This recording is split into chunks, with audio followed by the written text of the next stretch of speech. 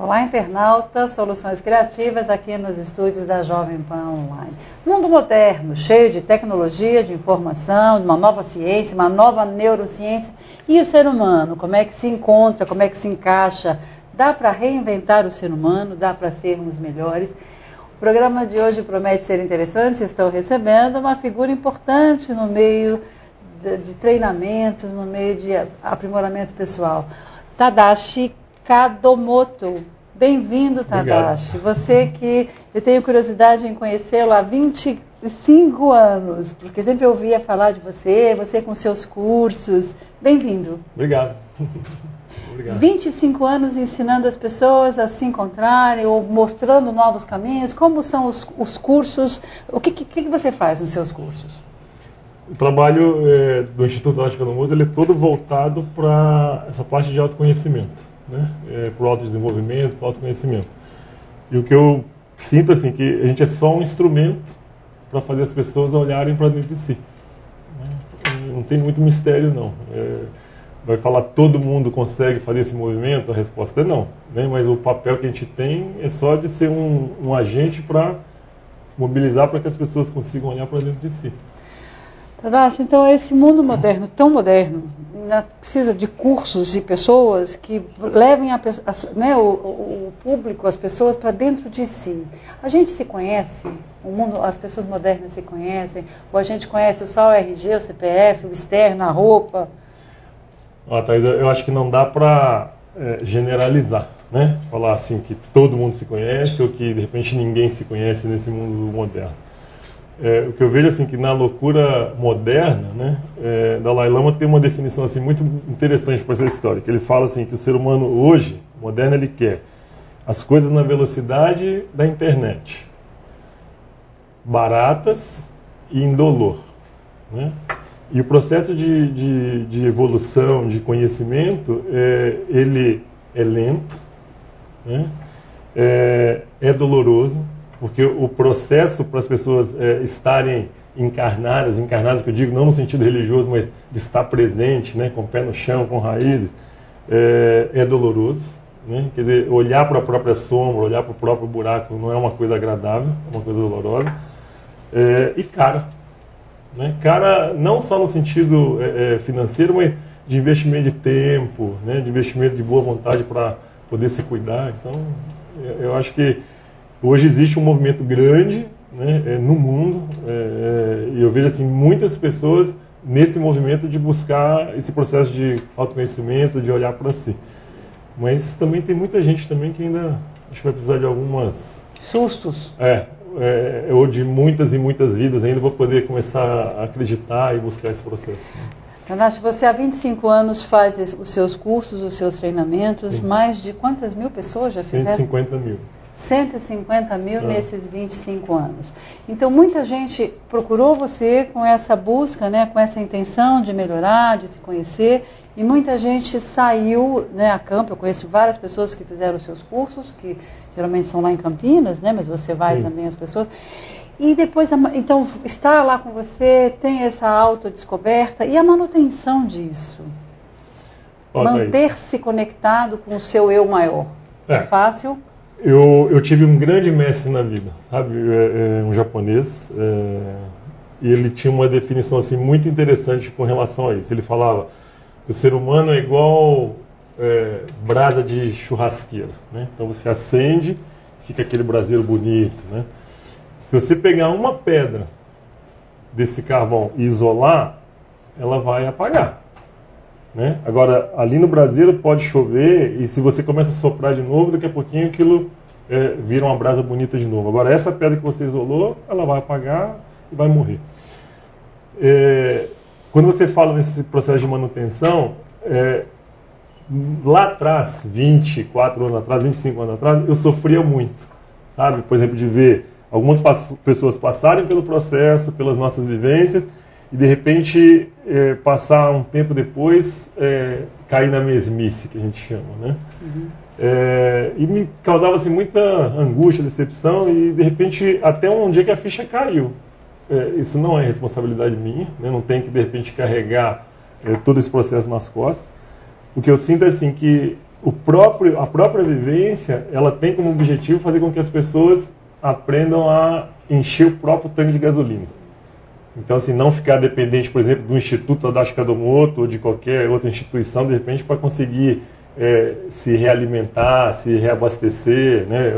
Então, eu acho que esse processo de continuidade, eu acho que vai, literalmente, assim, do processo evolutivo de cada um, né?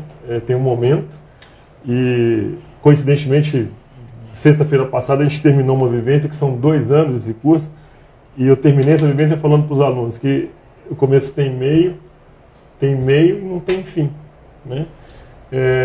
E por ser uma história sem fim, eu acho que as pessoas precisam de dar continuidade nesse processo. Como? Né? Através de leitura, através de terapia, através de outras vivências, mas é um processo contínuo, né? Então, a manutenção, nós temos clínicas aqui em São Paulo, né? Temos clínicas em Campinas, para dar esse suporte psicoterápico para as pessoas, mas aí é opcional, né? Porque no dia a dia, né, a gente sai de um curso, a gente sai de uma meditação e no dia a dia existem tentações, vamos chamar assim, até porque a gente está na quaresma, me dizem que a quaresma tem mais feito de tentações. E aí o trânsito me tenta, ou alguém me fecha, um filho me responde mal, ou um cliente não dá certo, cancela em cima. Então são muitas tentações que temos todos. O homem moderno é rodeado de outras pessoas e outras situações. Então a manutenção realmente é responsabilidade de cada um. Mas as pessoas têm essa consciência? Cada um é dono do seu nariz e do seu destino? Eu brinco muito que, para te responder, o livre-arbítrio, ele é tão livre que a gente não sabe o que faz com ele, né? Então, sabe, eu acho que muita gente não tem consciência disso, né? Dessa necessidade de dar continuidade. E um outro detalhe que eu acho assim muito sério nesse processo todo é que o ser humano ele tem uma tendência de terceirizar responsabilidade, principalmente dos meus fracassos, né? E também a necessidade de terceirizar que alguém vai resolver o meu problema. Então o terapeuta vai resolver, ou que uma vivência X ou Y vai resolver, e não vai. Nem terapeuta, nem vivência nenhuma, e nem ninguém vai resolver o problema de ninguém, né? E nesse processo de terceirizar, lógico que eu não consigo resolver seu problema, você não consegue resolver o meu, e aí eu começo a jogar mais culpa em cima de você, porque, né, é incompetente para isso, não me ajuda naquilo. Então, assim, é um detalhe assim, muito delicado isso, mas eu sinto assim, que é responsabilidade de cada um olhar para o próprio umbigo e cuidar das suas questões. Da onde você acha, Tadashi, que nasceu essa terceirização de responsabilidade, né? Sempre a culpa do outro. Sempre a culpa é do outro. Mais fácil. É mais fácil. Mas onde será que começou esse momento? Não sei te responder, tá? Assim, o que nessas 150 mil pessoas que a gente começa a perceber exatamente isso. Quando a coisa fracassa, 95% das pessoas, assim, não é minha responsabilidade, é sua, né? E aí eu tenho que terceirizar. E quando eu falo nessa questão de terceirizar, inclusive, por exemplo, quando você fala de manutenção, por exemplo, na educação de filhos, né? A gente tem muita queixa, por exemplo, porque meu filho isso, meu filho aquilo e tal, então eu vou mandar para terapia. Só que a intenção por trás é assim, vou mandar para terapia, mas os pais tiram o corpo fora porque de repente não querem assumir, de repente, esse processo de educação também, né? Então, assim, onde começou, não sei dizer, mas assim, que é uma coisa que me incomoda bastante, incomoda.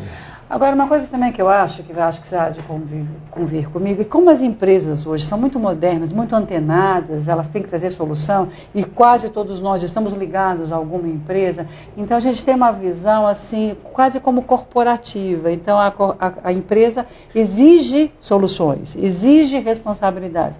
Então as empresas, por exemplo, contratam os seus serviços ou são só pessoas individuais? Temos as duas situações. O nosso trabalho ele começou, na verdade, assim, há 25 anos atrás. O objetivo era fazer um modelo que existia no Japão, que era começar a fazer um trabalho para as indústrias, né? Só que pensar nisso no Brasil há 25 anos atrás não deu certo.